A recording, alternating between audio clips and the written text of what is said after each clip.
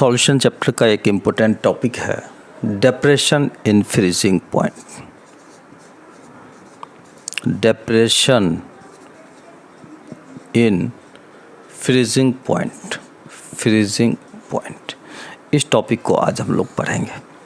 इस टॉपिक को पढ़ने से पहले सबसे पहले हम समझें कि ये फ्रीजिंग पॉइंट जो है होता क्या है। फ्रीजिंग पॉइंट क्या होता है, इसके लिए हम एक एक्सपेरिमेंट करते हैं। एक लिक्विड एक वेसल्स के अंदर लेते हैं। कोई भी लिक्विड को हमने लिया, कोई भी लिक्विड को हमने लिया, ये एक लिक्विड है जिसको इस वेसल्स के अंदर लिया। जब हम एक लिक्विड को लेंगे, उस लिक्विड का कुछ न कुछ प्रेशर होगा। वेपर, लिक्विड वेपर होकर के इवेपोरेट करेगा तो इसका कुछ न कुछ प्रेशर होगा, जिसको हम वेपर प्रेशर कहते हैं। Vapour pressure of that liquid कहेंगे। अब हम इस लिक्विड को धीरे धीरे कूल करना शुरू किए। कूलिंग, जब इस लिक्विड को धीरे धीरे हम कूलिंग करना स्टार्ट करेंगे तो इसका जो वेपर प्रेशर है, ये जो वेपर प्रेशर है, वो वेपर प्रेशर भी धीरे धीरे कम होना स्टार्ट होगा। और एक टाइम ऐसा आएगा कि ये लिक्विड जो है सॉलिड स्टेट में ट्रांसफॉर्म होना स्टार्ट होगा। और वो इस टेम्परेचर पर जो वेपर प्रेशर होगा वो सॉलिड स्टेट का वेपर प्रेशर और सॉल्यूशन का वेपर प्रेशर यानी लिक्विड स्टेट का वेपर प्रेशर, दोनों का वेपर प्रेशर एक समान होगा। और इसी वेपर प्रेशर को, इसी पॉइंट को, इसी टेम्परेचर को फ्रीजिंग पॉइंट कहते हैं। तो फ्रीजिंग पॉइंट का डेफिनेशन आप लोग लिख लीजिए। The temperature at which vapor pressure of solid state as well as liquid state are same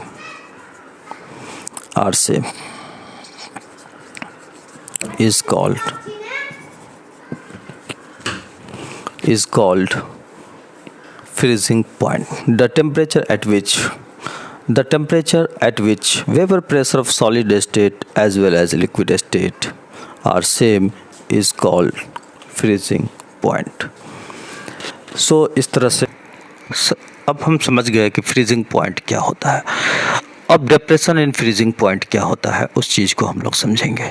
ये ग्राफिकल मेथड से हम लोग जानेंगे कि डिप्रेशन इन फ्रीजिंग पॉइंट क्या होता है। ग्राफ के लिए हमने temperature versus vapour pressure, temperature versus vapour pressure के बीच ग्राफ दिया। प्योर सॉल्वेंट यानी प्योर सॉल्वेंट एक वोलाटाइल सॉल्वेंट है और जिसका हम वेपर प्रेशर देख रहे हैं। तो जो ही वेपर प्रेशर देखेंगे, टेम्परेचर को डिक्रीज करेंगे तो उसका वेपर प्रेशर धीरे धीरे कम होता जाएगा। ये देख रहे हैं, ये प्योर सॉल्वेंट है और ऐसा सॉल्वेंट है जो कि वोलेटाइल सॉल्वेंट है। देख रहे हैं, टेम्परेचर जब यहाँ है, टेम्परेचर ये है तो वेपर प्रेशर इसका यहाँ है। टेम्परेचर जब कम हो गया तो वेपर प्रेशर और कम हो गया। तो जो टेम्परेचर को कम करेंगे, ये सॉल्वेंट का वेपर प्रेशर धीरे धीरे कम होता जाएगा। एक टाइम ऐसा आएगा कि जहाँ पर सॉल्वेंट का टेम्परेचर सडनली कम हो जाएगा, एकदम डीप डाउनवर्ड आ जाएगा। और ये जो टेम्परेचर है, इस टेम्परेचर के बाद ये जो डीप डाउनवर्ड हुआ, ये जो वेपर प्रेशर है, ये सॉलिड स्टेट का वेपर प्रेशर है। जैसा कि हम एक्सपेरिमेंट में इससे पहले हमने देखा कि किसी भी सॉल्वेंट को लेकर के जब हम उसको कूल करते हैं तो एक टाइम ऐसा आता है जिस टाइम पर वेपर प्रेशर सडनली डाउनवर्ड हो जाता है और वह टेम्परेचर उस सॉल्वेंट या उस सॉल्यूशन का हमारा फ्रीजिंग पॉइंट कहलाता है। तो ये जो टेम्परेचर है, ये टेम्परेचर जो है इस सॉल्वेंट का, ये टेम्परेचर इस सॉल्वेंट का जो है फ्रीजिंग पॉइंट है। ये सॉल्वेंट का फ्रीजिंग पॉइंट है। और ये जो वेपर प्रेशर है, इसको अगर हम सॉलिड स्टेट माने तो ये जो वेपर प्रेशर है, ये वेपर प्रेशर जो है, इसको अगर सॉलिड स्टेट का माने तो ये जो वेपर प्रेशर है, ये वेपर प्रेशर जो है, ये वेपर प्रेशर सॉल्वेंट और सॉलिड स्टेट दोनों के वेपर प्रेशर के बराबर है। अब हम इस सॉल्वेंट में एक नॉन वोलेटाइल सॉल्यूट मिला देते हैं जो ही नॉन वोलेटाइल सॉल्यूट इस सॉल्वेंट के अंदर मिलाएंगे तो उसका वेपर प्रेशर कम हो जाएगा।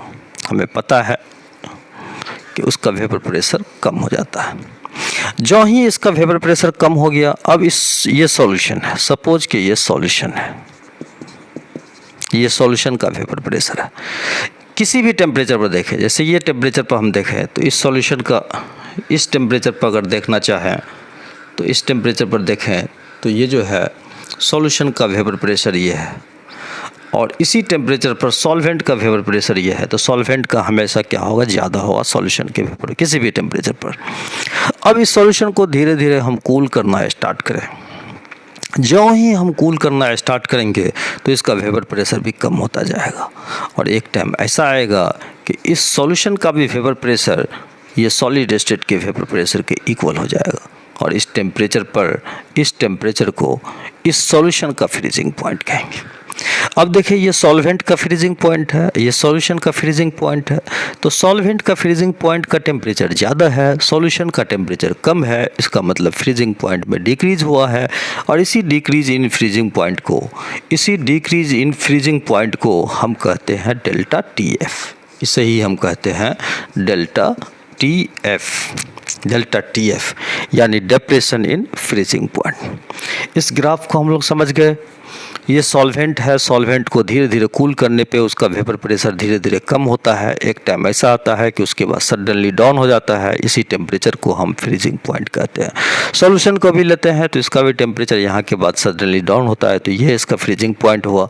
ये सॉल्वेंट का फ्रीजिंग पॉइंट हुआ, ये सॉल्यूशन का फ्रीजिंग पॉइंट हुआ। सॉल्वेंट का फ्रीजिंग पॉइंट से सॉल्यूशन का फ्रीजिंग पॉइंट कम है, और कितना कम है वो डेल्टा TF है, और इसी डेल्टा TF को कहते हैं हम decrease in depression in freezing point. अब हम एक्सपेरिमेंट से देखते हैं कि ये एक्सपेरिमेंटल डाटा है। डेल्टा TF जो है, delta TF is directly proportional to molality. ये एक्सपेरिमेंट से ये डाटा हमारे पास आया, मोलैलिटी।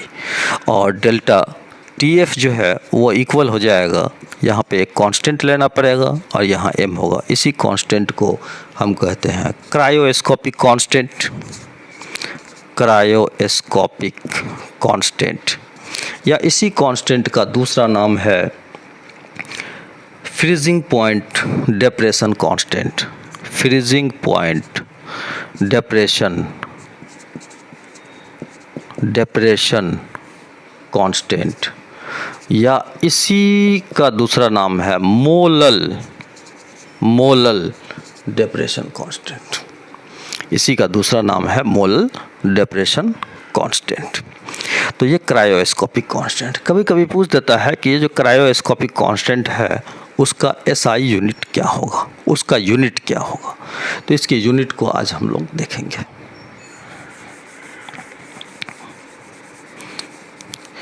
ये तो delta TF equal to KFM है, और इससे अगर ये जो KF की वैल्यू हम निकालें तो KF इक्वल्स टू हो जाएगा delta TF divided by M। और delta TF is temperature difference, और इसका यूनिट होगा केल्विन, और इसका यूनिट मोलैलिटी का हम जानते हैं कि मोल पर केजी ऑफ सॉल्वेंट होता है। तो अब जो है डेल्टा KF का यूनिट क्या हो गया, केल्विन, मोल पर मोल, ये मोल ऊपर जाएगा पर मोल हो जाएगा, केजी ऊपर जाएगा तो केजी इन्वर्स है वो ऊपर जाएगा तो केजी हो जाएगा। तो केल्विन पर मोल केजी या केल्विन केजी पर मोल, ये जो है हमारा KF का SI यूनिट हो गया। ठीक है, अब हम थोड़ा सा इसको देखें मोलैलिटी क्या होता है। इसको अब हम प्रूव करें कि डेल्टा TF जो है वो एक कोलिगेटिव प्रॉपर्टी है। इसको प्रूव करने के लिए वो तो एक्सपेरिमेंटल डाटा है, वो हम लोग तो जानते हैं। इस चीज़ को देखें, अगर delta TF is directly proportional to molality, ये एक्सपेरिमेंटल डाटा है।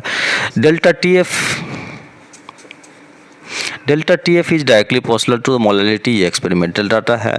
Delta TF is equals to KFM, और मोलैलिटी होता है number of moles per KG of solvent, number of moles of solute per KG of solvent. तो so हम कह सकते हैं इसको कि delta TF equals to KF और NB divided by WA multiplied by 1000. NB is number of moles of solute, WA is mass of solvent in gram and multiplied by 1000. So in this way we have seen that delta TF यानी depression in freezing point is directly proportional to number of moles of solute, और इसका मतलब है कि ये जो है depression in freezing point एक कोलिगेटिव प्रॉपर्टी है. That means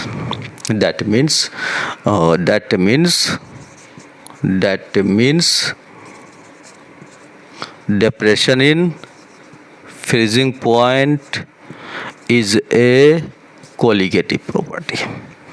Thank you.